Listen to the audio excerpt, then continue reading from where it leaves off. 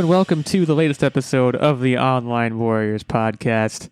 Ya boy is back. And in this particular case, ya boy is me. And I'm back with my good friend Nerdbomber and Techtic. I'm Illeagle 86. I said your good friend Nerdbomber and Techtic, therefore implying that you guys are one person. You're actually multiple people. We are. And you host a highly successful podcast with me. And it's not a different podcast. It's this podcast, the Online Warriors podcast. You found it here in the month of July, towards the end, but not quite the end. I actually looked up the other day, and this is about a day-old estimate, or not estimate, a day-old calculation, but we're 55% of the way through the year.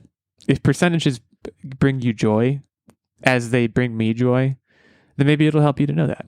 We're 55% of the way through the year. We've crested the halfway point. If you treat years like things you just have to complete in order to, like, I don't know, be better in some way. Yeah, you're just marching towards death. Why would you want to work through the year very quickly? Well, we're all doing that if you think about it. Every year I tell myself life's going to be better next year. I think most people do that. Not to get philosophical right away, but do you not feel I feel that way all the time. I'm like, well, a year from now, at the very least, I'll have made more money and used it to purchase goods and services.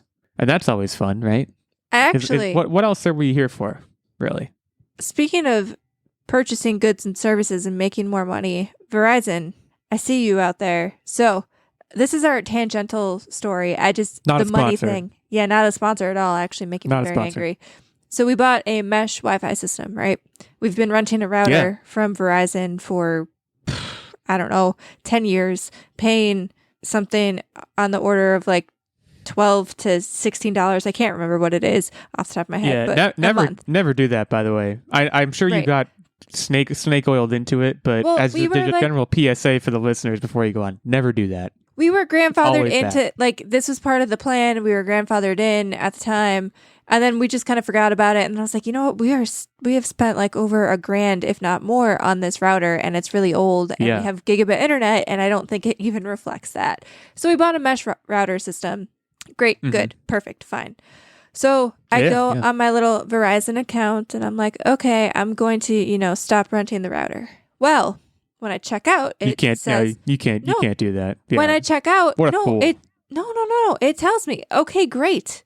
Your bill is actually going to go down $60 from what you paid because there's also these other discounts. So I'm like, fantastic. Love this for me. Should have logged in sooner. Here we go. Check out. Get an email confirmation saying your bill is going to be $60 cheaper than what it was. But this is my email confirmation. So I'm like, bet. Awesome. But they're lying.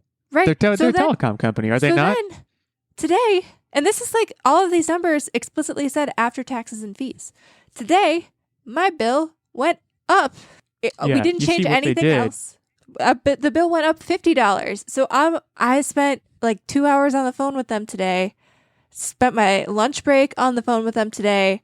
It's being escalated apparently, and because I was like, bro, I would not have to change anything. It's not being escalated. Well, apparently it is, and I have to call back. It's a lie. But they said they were going to try to honor the email amount because I pulled out the old. I'm going to go to the Better Business Bureau. I'll blow up this spot because this is an illegal bait and switch, my guy. I would not have checked out if your website did not show me this number. I would not have changed my plan. This is a bait and switch. And then all of a sudden, it got escalated. So we shall see how that pans out. But did you call the guy my guy? I think I might have, because I was getting a little salty because he was like, well, you see, though, you modified your plan, so then it changed. And I was like, but I would not have accepted the modifications if you gave me the number that was higher than what I was currently paying. Like, I only proceeded forward because you showed me a lower number. So this is a bait and switch. Yeah. And like, he was like, oh, I see your point. And I was like, I literally said at one point, like, I don't care about system errors on your end. That's not my problem. But the Better Business Bureau sure will be yours. Snap, snap, snap.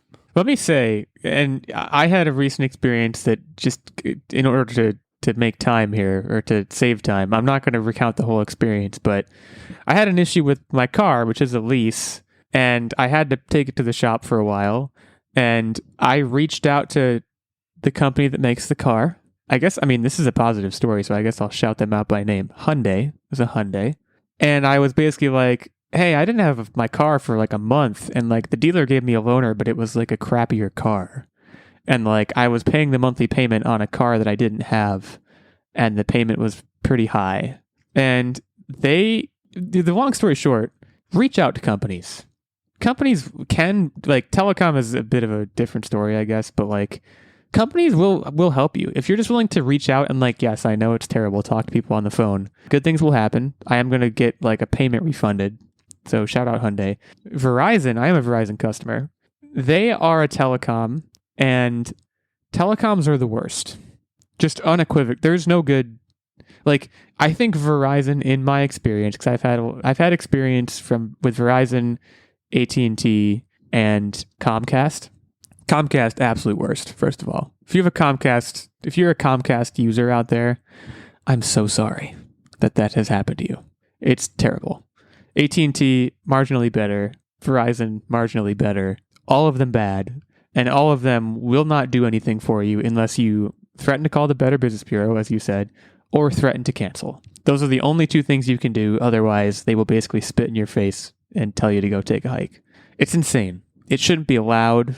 I don't know if it should be illegal, but it shouldn't be allowed. It feels mildly illegal, though. It makes me sad. Well, I just know, like, we live in a state where it is illegal to advertise one price and charge you another. And in my opinion, showing on your little website what my price is going to be and then being like, whoopsie, we had an error on the back end. Like, nah, you advertise that. Well, you let me check out with that. That's not my problem.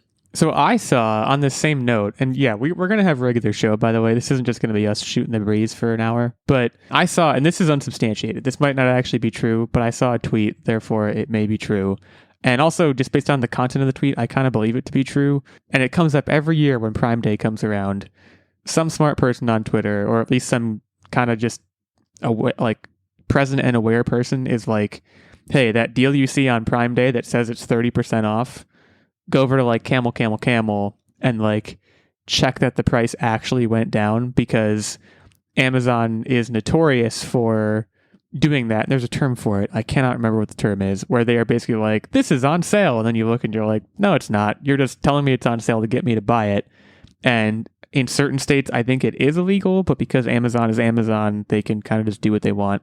Basically, business is a hellhole, and none of us are safe, I guess is the moral of the story. But today we're going to be talking about CrowdStrike. So we're going to be talking about more how business is a hellhole. But we are also going to be talking about unions, and we are going to be talking about Halo, specifically the show Halo. So a lot to get into, but yeah, I'm sorry that Verizon thing happened to you. It's happened to all of us at some point.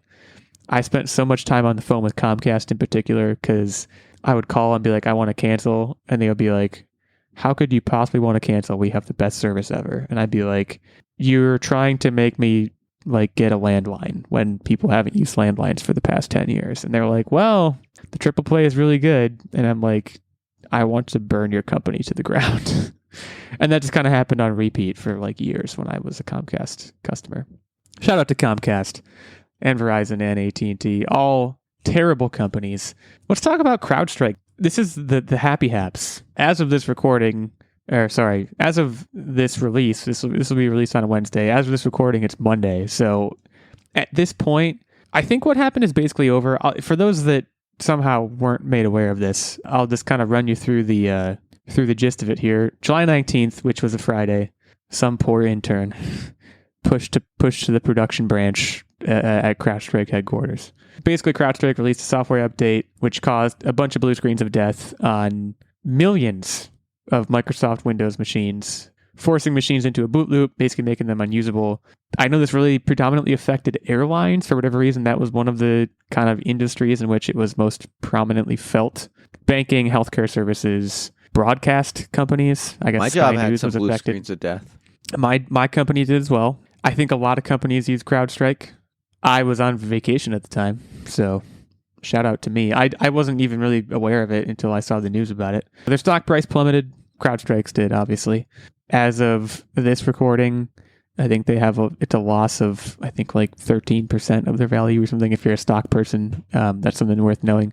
It's crazy. I wanted to talk about this predominantly because it's insane that I think this issue illuminated a few different things. One, the entire world runs on Windows.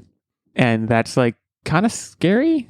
Like, this was obviously a mistake that a company made, but like, if this was something that, God forbid, someone wanted to do deliberately and like just totally crush global infrastructure, it seems like it maybe wouldn't be that hard to do. The other thing that I think this has eliminated, and I saw a lot of reports and tweets and all this kind of stuff about this, is that like IT infrastructure and like IT employees globally are they're stretched very thin, because I think in particular this issue was something that could only be fixed in person by boot cycling a computer and doing a specific thing. In other words, it couldn't be fixed remotely. And a lot of IT support, at least here in America, is provided remotely.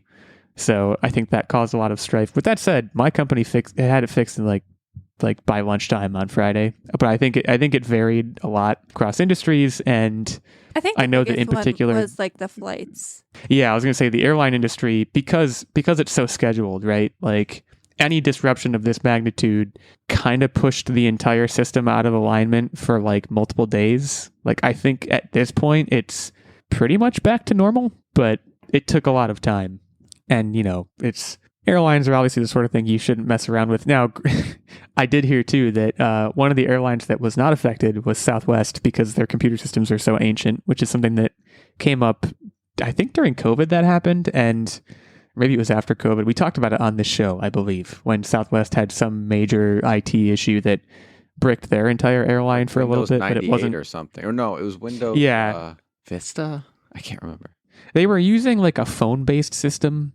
The whole thing was crazy. That's a whole different topic. But yeah, I mean, do you guys ever think about how, I guess, not only how many computers and how many businesses across the world use Windows, but also like just how interconnected and networked we are? Like, I wouldn't have thought, it makes sense, but I wouldn't have thought of CrowdStrike, which is ostensibly a company that like basically provides security scanners and like stuff to protect against malware. They provide them on a corporate level to Windows computers, but like, it's one of those things that's being updated silently without you knowing it. So something like this can pretty easily happen, and I think it's something that we don't think about a lot. It's a known thing how dated the U.S. infrastructure is, like holistically, like all of our grids and everything like that. And it is surprising me that something that like this hasn't happened in a worse situation other than, I can't access my email today. Well, I should clarify, this was global. But like the effects of it, you know what I mean? Like, the effects were not that bad. You know what I mean? Like, you couldn't travel. Maybe your bank's kind of messed up. Grubhub's down, but like life still went on. It could have been so much worse. True. So yeah, it's certainly that's a good dose of perspective. I mean, another industry that I did not mention, 911 emergency call centers were affected. Oh, were they really? Which is the kind of thing that life does not really go on when those things get messed up. I have to imagine those were the first priority in terms of things getting fixed. But yeah, I think it's worth kind of pausing and acknowledging this incident as kind of a reminder that, like, man, computers are important. And in particular, and like, I feel like it's also one of those things of like, we wouldn't have all this stupid security software. Like, be honest, when you're at your computer at work and you have to like reboot for a security update, aren't you always like, man, this is a pain in the butt? Like, at least that's what your reaction is. I always think about, in particular now, like, the reason that we have all this stuff is because of just like a very relatively small number of bad people who are like, I'm just going to put malware on this computer and I'll like steal all your information. But also, like, my tinfoil hat says that the antivirus companies make the viruses. Yeah, I've heard that theory. I don't want to give that a whole lot of airtime, but I just like, I don't know. I mean, it's like the cousin to like all these stupid phone scams where I'm getting text messages from numbers I don't recognize basically every day now. It's like, if you're out there and you're listening to this podcast, I don't care if you've been listening since day one. I don't care if you're our biggest fan. Screw you, man. You suck. I officially hate you. Not even because of things like this, of where you like, or like, I guess things that look like this, where like infrastructures are taken down because of like hacks and malware. It's more so because of the day-to-day suffering you cause us little people by doing those things occasionally. Just drives me nuts. And I don't know, maybe this isn't the right news story upon which to like stump about that sort of thing, but I always think about that when something like this happens or when there's issues with security software. It's like, well, we shouldn't need the security software. But, that ship has obviously sailed long and far into the night. So just to summarize, our companies were all affected by this. Is that a fair statement? I don't know. I had the day off. I know people were, there's a lot, first of all, there's funny people on Twitter all the time, but there were funny people about this. Like one of the things about it was that like Teams and Outlook was unaffected. So like a lot of people could still work and they were like, man, why didn't the CrowdStrike bug come for Teams or Outlook so that I could just straight up not get anything done? And on a Friday, it's a valid question. It also feels like putting out this sort of like software update. I think general, like, I shouldn't say this because I'm not an industry expert, but like, I would think conventional wisdom would also be to never put out a software update of any kind on a Friday. It seems like the worst possible time to do it. Seems like you'd want to put it out on a Monday, but if you do it on a Friday, you have all weekend to try to fix it. Well, again, it depends on how far reaching it is. On the weekends, some of these industries are more active. And like you're also potentially running with a skeleton crew because people aren't as available to fix it. So like it just, I guess you could argue it both ways. But if it were me, I'd do it on a Monday. Because bad things always happen on Mondays anyways. But bad things should never happen on a Friday. I think that's just common sense. But I think, a lot of people did have Good Fridays for a lot of because people, they spent a good chunk of time, not working. So like I said, I think it's all blown over now, but felt worth mentioning, felt particularly newsworthy, at least here in the States. So let us know what your experience was with the CrowdStrike issue. Hit us up on Twitter, @OW86 is my personal account. We have @OW Nerdbomber, @OW Techtic, and our main show account, @OnlineWarriors1. Let's start a conversation about this and about the live-action Halo show. I'm just going to blast right into our next topic. Now, let me start by saying I did not watch this show. And I say the words did not rather than do not because rest in peace. This show is canceled. Now you guys did watch it, I believe. So we watched the first we'll get to you. We'll get to you in a minute. Before we get to the kind of like nuts and bolts of this, like this feels like such a massive fumbling of the bag. Like and there's been a lot of like talks of making movies about, or like Halo movies. Like I know at one point Peter Jackson was attached to a Halo movie. There still is no Halo movie. The live action Halo TV series was the first live action Halo thing to be made. Steven Spielberg teamed up with Microsoft to make it. So like it had the right stuff behind it. If they're gonna if there's gonna be any like Xbox franchise, it should be something like Gears, not Halo. Period. But that's like a whole nother. Halo does have an interesting story, and there's a lot of like Halo lore. A lot of Halo novels have been written. But that's the thing. There's so much lore. There's too much lore. No, but I think you can distill that down. Like if you think about like a Lord of the Rings movie, there's so much lore there, but they don't beat you over the head with it. They introduce you to the main character, and you sort of get a feel for the world as you're, going on the hero's journey with them. I really do think it was because they deviated so far from what the actual story of Halo was. Like, I just don't understand why they felt they needed to reinvent the wheel for TV. Like, you have your big, like, Michael Bay action moments. You have a decent enough story to carry a series. I don't understand what they did here.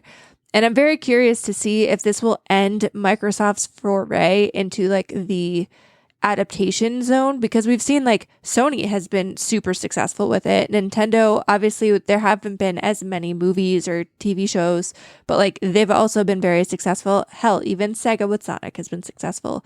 So like I'm very curious to see if this is like if Microsoft will be like, well, that sucked and didn't work, so we're done here, or if they're going to try again. Gears of War, isn't Gears of War happening, or am I misremembering? It is, but that doesn't mean that they won't pull the plug on it. Yeah, I guess that's very fair. I mean, having not watched it, from the outside looking in, like, I'm inclined to agree. Like, I just don't know how you mess this up. It seems like it should have been, if not a massive hit, a solid show that you could make a few seasons out of, if only because they made a few games out of it. Like, if there's one thing, and granted, Halo is not The Last of Us. They're not the same properties, but like, I do kind of feel like if there's one thing The Last of Us taught us, it's that you can probably get away with, to some extent, just kind of like doing the game as a show, and like, It'll work. has a pretty good chance of working. I think they tried the only way they could have be. messed this up was deviating.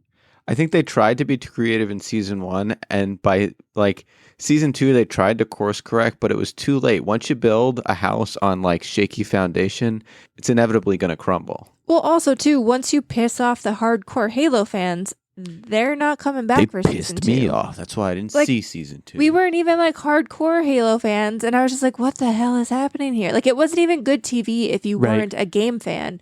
And like, you're not going to get the show to gather a following. Like, I know there's a lot of shows that have a rough season 1, but at least the building blocks are there. And this was just like a convoluted, weird mommy issue mess that was like, Master Chief was not badass. He was just like, I understand that, you know, it's good to show male characters and male role models who have feelings, but like, this Master Chief was not it. It was like not great. I don't know. He was like in love with like his half sister or something at one point. I don't know. I stopped watching and it just got confusing. I was having a conversation with someone else recently about television in general and about how we've kind of, well, this is my opinion now, but like we've strayed a little bit in the sense that like every TV show in a society that is just totally saturated with new TV shows that are coming out, a lot of which is based on existing IP, like any new show that comes out can't just be the thing anymore. Or like, to put it a different way, and what the main thrust of the conversation was, like a show can't just be happy, or a show can't just be sad. A show can't just be, you know, an action show or a science fiction show. It can't just be an uplifting show. It always has to be multi-layered. And like, I think that's extremely problematic and like endemically wrong. And like, I think there's a lot of examples you can look to, even in the past few years, where like, yes, shows can still succeed if they are layered in that way. But there's also a pretty large number of shows that have failed because they did that sort of thing when they didn't need to. And I think Halo, based on what you're describing and based on my understanding of what it was, could be a case of that, where like it doesn't need like the main pillar of Halo is Master Chief is badass. That is the whole thing. And like, and aliens like are you bad. said, considering how big the fan base is, and like I would think your goal in making this show is to predominantly attract that fan base. Maybe just don't touch that part. There's other things you can touch. If you want to introduce your own creative license into it, there are probably still ways to do that. But like, I'm just like, and I'm not saying Halo did this at all, but like another example of what I was just talking about of like a show just not being the show that it should have been. We talked about this a lot on the show and how great the first season of The Mandalorian was and how good even the second season was. And then that show decided, well, people liked it because it was like episodic and didn't have an extending arc, and like it told confined stories in a specific way that made it feel like a serial. And anyways, let's change that. And like, no, you shouldn't have done that. Like, not everything has to be complicated. Not everything has to be multi-layered. Things can be simple. Like, not having watched this show, I look at it and on its face, I feel like that's probably what happened with this too. It's like, this shouldn't have failed, and it failed because the people that were making it just did not understand the property that they had. And it's gonna happen again. And like you were saying, Nerdbomber, like maybe Microsoft now is really hesitating because like, if this didn't work, there's a really high chance that the other stuff won't either. And I do have to correct myself a little bit. I always forget now that like they own Bethesda, and I know that's been like that for a while. So like Fallout was super successful. So maybe they'll be like, well, we should do what Bethesda's doing and stop trying to do whatever we did with Halo. So maybe they'll stick it with it. Who knows? Yeah, and well, we're going to talk about Bethesda later in the show, and like that may be something worth dissecting. Again, I haven't watched Fallout. I think you guys did. I don't remember, but like, yep. It's worth dissecting why did Fallout work and this one didn't. What is the DNA in the shows that is common, and what is the DNA that is not shared, and like that just has to be so telling. And like I think it's also like, what is the DNA that the games share? And like, what is different about Fallout that makes it so much more amenable to a show than I guess Halo was. But like, I don't even want to frame the conversation that way because Halo could be a show very easily. It could be a super successful show. I mean, I don't know if you guys have insight on that because, like, again, I haven't watched either one, but like, I would have to imagine Fallout not really having a well-defined main character because you are the character in the game. Like, I would guess that might have something to do with it. They can sketch out characters much more freely in Fallout because of the universe that Fallout is. Whereas, I think that again, was Halo definitely was like a part of it. Yeah, like in Halo, Master Chief is Master Chief, and Cortana is Cortana, and like that's it. Yeah, but there was also other Halo shouldn't. franchises that they could have had creative liberty if they wanted to, like Halo Wars, for example. Well, do you guys remember there was a Halo like mini series? I think was it Reach or ODST came out, or was Halo Reach what the show was called? But there was like, it was maybe like, or it could have been a movie even. I don't know. It wasn't very long. Reach was a game. Okay, so Yeah, it was like Reach was a game and ODST was a game too. Those are both games. No, I know, but probably... it was like this series that came out, and it might have been a movie. I'm going to do some Googling. It's a Halo show. No, that's going to give me the new crappy one. Halo movie. That's probably going to give you a bunch of development hell stuff about Peter Jackson. And There like, was Halo Verbinski, Nightfall. Like, I don't know. There was a Halo show or movie or something, and it was quite good. And it didn't, like, Master Chief made an appearance, but it was about the other, soldiers in the war and what was going on. Like, if they didn't really want to touch Master Chief, they could have done what they did in that little mini series. Now, it's going to bother me that I don't know the name of it, but that is a point worth making, is that, like, if you don't want to deal with Master Chief, don't deal with him. Make new characters. But, like, if you're going to put Master Chief in your show, he has to be Master Chief. Like, you can't. He is such an iconic video game character.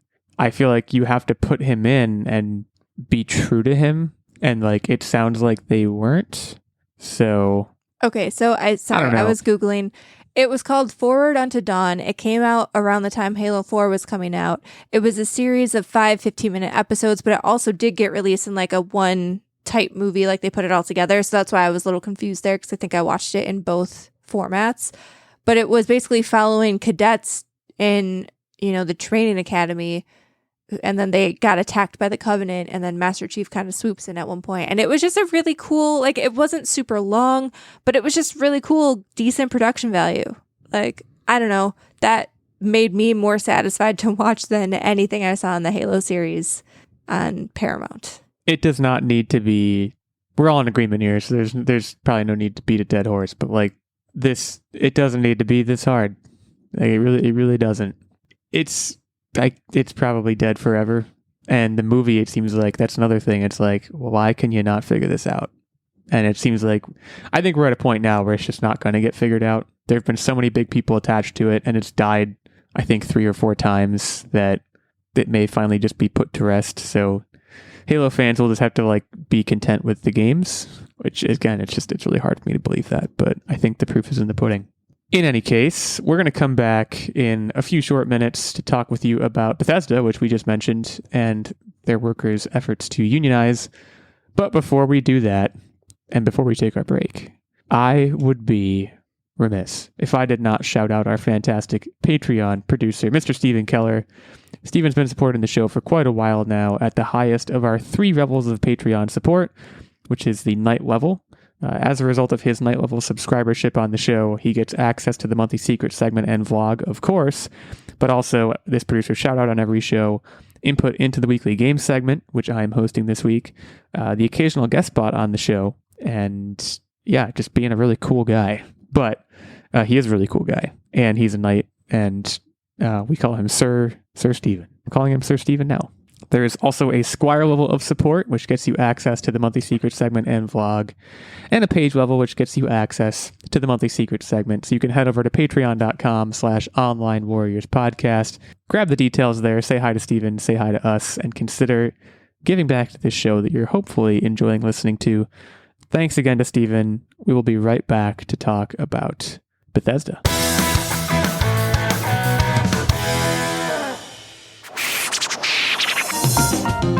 I'm Ryan Fonzie. This is Cameron Hagee. My name is Tony Giggles. And we're three dudes who love The Legend of Zelda and love talking about The Legend of Zelda. And if you are a Zelda fan as much as we are, then come on down and listen to your heart's content. We have a podcast that we'd like to share with you. It's called A for No, B for Yes. We cover the Legend of Zelda series, different games chapter by chapter, and we have all kinds of theories about what we see and what we've experienced in the game. Do you go through Wikipedia and look up stuff based on the things you see in the game to create theories to how it could link to other things in the world that we actually live in, and not the Zelda one that was the one that was created by the people that are in the world that we actually live in right now? Because if you don't, then you should watch this, because we do. Did you guys get all that? If not, oh, you didn't. Okay. So we are A for No, B for... All right, I'll stop.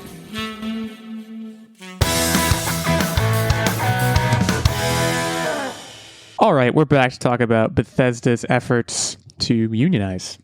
So, we've talked a lot on this show.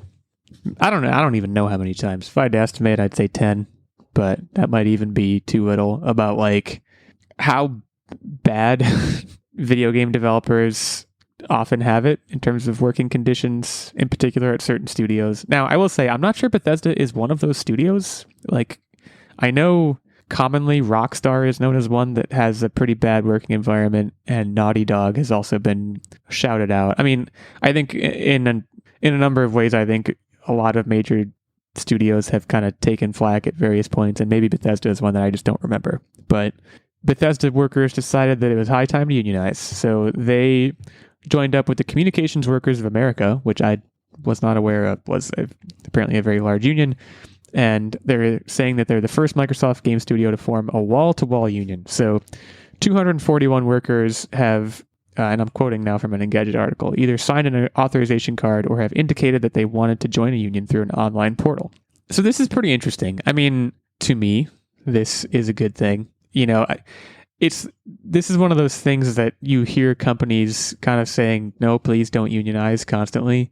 I wonder the extent to which we as the video game consumers will notice a difference in the frequency and quality of final products that are put out by Bethesda. I'm going to say right now that we're probably not going to notice at all. I think the frequency might go down on the amount of games we get, but I think the quality is going to go up. My suspicion, and I'm not an economist, my suspicion is that because of the existence of the union, devs are going to get pushed less hard, which, you're right, is going to theoretically lead to a reduction in frequency at which games are put out. But then the powers that be are going to turn around and say, well, no, we want games with that frequency, and they're going to hire more people. I don't even know if we'll see a reduction in the frequency of how games are put out, but I think the major thing, and we've seen this, is studio puts out a really good game. It gets critical acclaim. It makes a decent amount of money, at least makes the money back that it, took to create the game, if not more. Then the studio lays off a bunch of people. And then a year later, they're hiring people. Like, I think it will maybe put a kibosh to that cycle and keep people in-house, which I think will actually help create games quicker, because now you're not training people. You don't have that turnover over and over and trying to get people familiar with your system and how you do things. So I think in a way, it could actually benefit the companies to like wrench themselves out of this weird cycle of hire a bunch of people, lay them all off, hire a bunch of people, lay them all off. And I know the people on Wall Street and the shareholders may not see it that way, but I think there probably is value, especially in something like games where you have like things like But the people on Wall Street can see it that way. No, but like what is help me, Techtic, what is that? The game engine. Like some studios use their own game engine, and I can't imagine that it's very easy to teach somebody, like even if you have familiarity with other engines, getting thrown into a completely new one, learning the UI and how everything works and how things are done. Like there's going to be some efficiency in keeping people around. I do agree with something that you said, Techtic, which is that regardless of frequency, quality will go up. And in particular, I would imagine that's what has other studios who are not unionized reading this news and quaking in their boots, because I bet you the next game that Bethesda puts out is going to be an A+ banger. and it's going to be and it's because going to be justified. Now all of a sudden, this is going to like put like real like look. We can be unionized and give quality. And as far as the shareholders go, because I wanted to make mention of that comment. Guess what? The CEOs aren't part of the union. So just have them. It's real simple. Just take like a $2 million salary cut or something.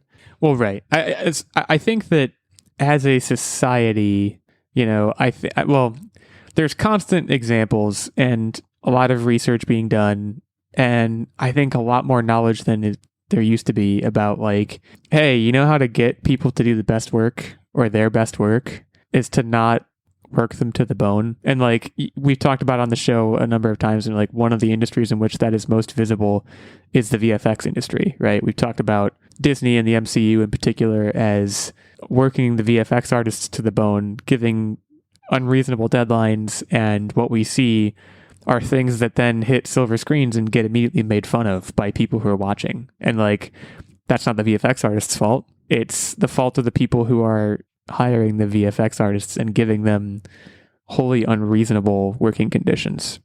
And like, I think, you know, I don't think video games have suffered in the same way as an industry. I think the standard has still generally been upheld, but I do think that Bethesda may be about to raise that standard, and it could lead to change. I mean, maybe this is overly idealistic of me, but you know, this is something that I will say, this is also something that I cannot believe actually happened reading this news. It's not something I would have thought that Microsoft would have allowed. You know, they would have probably, I bet the employees were shaking in their boots the entire time. Yeah. But I think it's going to be, I think on balance for the gamers like you and me, it's going to be either something that we see negligible effect of or we see benefit from. So I think it's good news. And I think we needed that after the dose of Halo being canceled and CrowdStrike canceling the world for, you know, a day and a half or however long. Even Halo game content was kind of like messed up because of layoffs. So like, this is good. Right. So yeah, shout out Bethesda. I guess I don't know who forms the union. Like, I guess it would have been the workers just saying we're doing this, and they reached out to this CWA. I don't know how that works at all. Like, I doubt it was like Bethesda as a company being like, we're all going to do it. But maybe it was. I simply do not have the insider info for that. But yeah, shout out Bethesda. We're going to move now into What Are You Up To Wednesday. This is the part of the show where we talk about what we've been up to. And I've been up to a lot because I was away on a vacation in the last week. I'm really going to shout out a movie that I saw, and I'm going to pick one of the books that I read. And I'm just going to leave it at that because I read 3 books on this vacation. I did this thing, which I guess I should mention. I went on vacation with 4 books. I read 3 books, and I came back having added 3 books because I went to a bunch of bookstores. You shouldn't do that. I think I literally had like a +1 total book like increase. I guess maybe you should do that. I don't know. People can live their lives however they want, but it felt a little like I was on a treadmill. I read a book. One of the books I read was a book called This Is How You Lose the Time War. And if that sounds familiar, it's because Nerdbomber read it like a month ago. I don't remember how long ago it was. And I decided, hey, me too. And I, in part, decided, hey, me too, because I was the one who originally got the book for Nerdbomber as a gift. And I will say, having read it, that I think I made a good choice. This book had an interesting history. And Nerdbomber, I don't know if you had mentioned this when you talked about this book on the show, because I believe you did. This book actually came out in, I think it was 2019. It was either 2018 or 2019. And kind of just like spent a few years being like not that popular. And then in 2023... TikTok happened to it. I believe it was TikTok, either TikTok or YouTube. Like some fandom just kind of like picked it up and was like, this is ours now. And it experienced this massive surge in popularity. And it's a surge in popularity that I think was justified. It was unlike any book I've read in a long time, simply in the sense that it was co-written by 2 people, one of whom I think is predominantly a poet. And I think it reads that way. So the book is composed of 2 different characters writing letters to each other, and they do have different writing styles. So it because they're being written by different authors. So it plays as very authentic. and it was a beautiful story. I don't even know how. Again, Nerdbomber, I don't remember how much you said about it. I don't want to like give stuff away. I feel like it's one of those books where like it's good to go in semi-blind. Like you don't want to know too much about it aside from like the general premise of the book. It's also extremely short. If that's your cup of tea. I think I read it, and granted I was on vacation, but I think I read it like a day, and you can kind of burn through it if you're invested in it the way that I was. So I wanted to shout that book out. And then this past weekend, actually after getting back from vacation, I went to the theater for the first time in a while, went to a movie theater, and I saw Twisters, which if you don't know is the like, I hesitate to call it a reboot of the old movie Twister. It's more so a spiritual remake. Like I'll tell you right now that like it's a new cast of characters. There is minimal overlap with the old movie. It's kind of just like, hey, what if we made another movie about people chasing tornadoes in Oklahoma? And I think the movie, first of all, it was very good. I enjoyed it a lot. It was a great summer blockbuster, which is what its designing principle was, I think. Its greatest strength was that it knew what it was. It knew that it was a movie that no one wanted to take particularly seriously. People just wanted to show up and have a good time. That's not to say that people didn't want to think or think too much, because you can still think about some of the stuff if you want to. There's some pretty jargon-heavy scenes, more so than actually the first movie had, which I thought was interesting. But it is a spiritual successor to the original in the sense that it has the same sense of fun that the first one did. At the end of the day, it is just a movie about people chasing and experiencing tornadoes, and it really delivers on that, and it also delivers on the promise of, what if we remade Twister with better special effects? Because I also think that was probably one of the main driving forces behind this movie being made. It delivers on that. Also, Glenn Powell, I don't know what it is, but he's got it. Everyone's kind of talking about him being like the next guy. He is the guy already, I think. He is absolutely the guy, and it's justified. I think he's very good. I think he's very good in the way that the role that he's filling, like, you need to be that way. Like, he lays it on, but not too thick, and he's easy on the eyes. So, yeah, Twisters. It's worth seeing in a theater because the special effects are pretty intense. Yeah, that's it for me. I'm going to turn it over to Techtic to keep us rolling here. All right. So it's that time of year, guys. My cucumbers have been going off just like crazy. I've made 4 jars of pickles. I've got another 4 that I need to make, and I've just got so many pickles. It's kind of a dream. I'm really enjoying it. And if you don't know how to pickle, learn how to pickle, because pickling is great and it's a useful tool. And you guys can join my commune. You can join my commune. Then the other thing is I've just been playing Tears of the Kingdom, having a good time with that. Just kind of a slow and steady burn. It's a good time, and that's all it's meant to be. Cheers, man. Keep farming those cukes.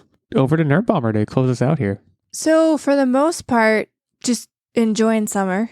But we also started watching One Day, which is a Netflix series, and there was a movie made of, I think it's based on a book, both the movie and the new Netflix show.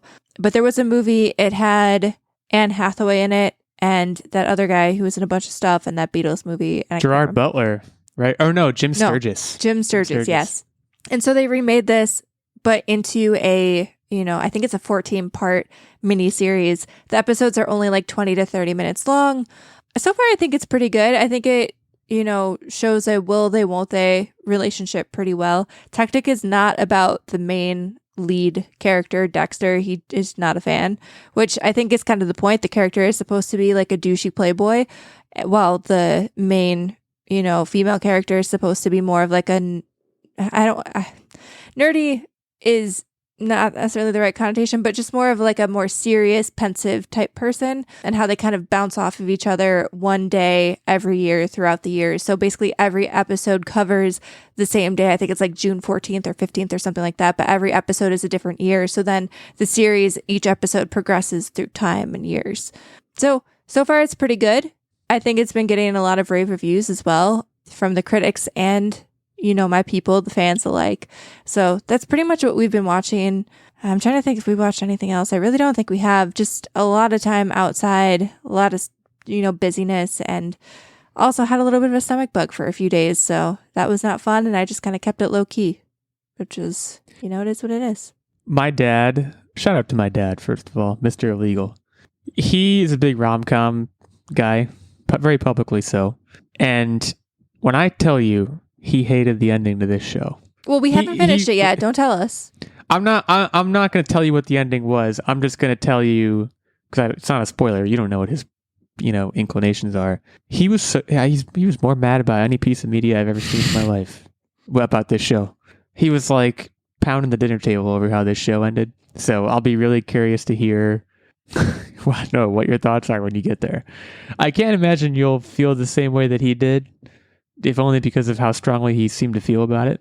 But I guess that's a nice little piece of context for you to go into the end of this show with, is that, wow, Illeagle's dad really hated this. So anyways, glad you're over your stomach bug. Stomach bugs are the worst. Me too. No one should ever have them. They shouldn't be allowed. I'm hosting the quiz today. Today is a little bit of a different day in the sense that I got to choose my topic, just self-choice. And Nerdbomber said, I asked Nerdbomber, what's the topic this week? And she said, you have to choose. And at the time, I was eating a bowl of Lucky Charms. Therefore, you guessed it, today's topic is Lucky Charms. Before we get into the actual quiz, though, I will say, Nerdbomber 10-5, Illeagle 86 10-5, Techtic, your boy, 5-14. Still in there. And Steven 1-1. So, I guess let's get right into it here. These are all Price is Right style questions. You know the gist. You each get a +1 or an answer of 1 once per game. Nerdbomber will go first because she has the better record. When did Lucky Charms debut on supermarket shelves? I'm looking for a year. I feel like I've seen this. Like, I'm trying to think stuff in like the 70s and 80s. I feel like I've seen Lucky Charms around then. So I'm going to say 1969 because it's nice. I feel like... And over to Techtic. I feel like the poison really started in the 80s. So I'm going to say 1981. That's a double bust. Really? Nerdbomber, you were close. I don't know that this is actually true, but I think in my heart of hearts it's true that the 60s were a golden age for cereal. 1964 is when these came out. They started development in 1963. They first hit the shelves in 1964. So I was in the ballpark. You were absolutely in the ballpark. If we'd ever watched the Pop-Tarts movie, I feel like I probably would have known the answer. How many different types of marshmallows are in the current roster in a box of Lucky Charms cereal as of 2013? The like roster shapes? hasn't changed for 11 years. Correct. Shapes. 7. Okay. Hearts, stars, and horseshoes, clovers, and blue moons, pots of golden rainbows, and the red balloons. The fuck up. 8. I guess I have to use my +1, but that is the correct answer, I believe. You do have to use your +1, and yes, that is the correct answer. I was wondering if one of you guys was going to do that. If it was Techtic, he would have just got the point because he would have been able to just figure it out, answer 8, and then you would have been screwed. Listen, I wasn't luckily watching he did not do that. Serial He did not do that. My goodness gracious. So the heart, all of the charms, by the way, they are referred to as charms, and they have apparently each have their own special meaning or magical power. For example, the horseshoe charm gives you the power of speed. The clover gives you the power of luck. Unicorn charm brings color to the world, etc., etc. I'm not going to read through all of them. People like these marshmallows so much that in 2017, General Mills produced a limited number of marshmallow-only boxes of Lucky Charms. Bro, How many of these novelty boxes existed? They brought these back as a bag. I know this is not the answer, but they brought this back as a bag. And I saw them at like BJ's or something, and I really wanted them. But Techtic was like, you're not going to eat all that. And I was like, Anyway, I feel like limited run, they probably made like 5,000. Techtic. This was like 17 of them. Nerdbomber takes it again. Dang. It was 10,000 novelty boxes. So basically, Woo! Consumers would need to purchase a specially marked box of the regular Lucky Charms with a code on the inside panel. The code will be entered into an official website to see if the consumer is the winner of one of 10,000 novelty boxes produced. Sweepstakes ran through December of 2017, so it is over now. Okay, so I'm just going to tell you, though. You can buy the Lucky Charms marshmallows. Well, these look like they might be big ones, but Target has them.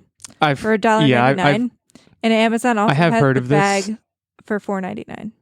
So I was referring specifically to the novelty boxes, but I have heard this. Techtic, how many different voice actors have voiced Lucky? Didn't know he had a voice, so I'm gonna say 7 again. I'm gonna say 3. It is 7, actually. I don't have all of their names in front of me, but yes, since 1964, there have been 7. I believe that is including the voice of a mascot who actually very temporarily subbed in for Lucky himself. He used to have a different mascot. I can't remember what the other mascot was. He had a really hilarious name. I was reading through this. Waldo the Wizard. Isn't that crazy? Anyways, Techtic gets a point. Hit the nail right on the head. And we move into question 5, which Techtic can use to tie the game up.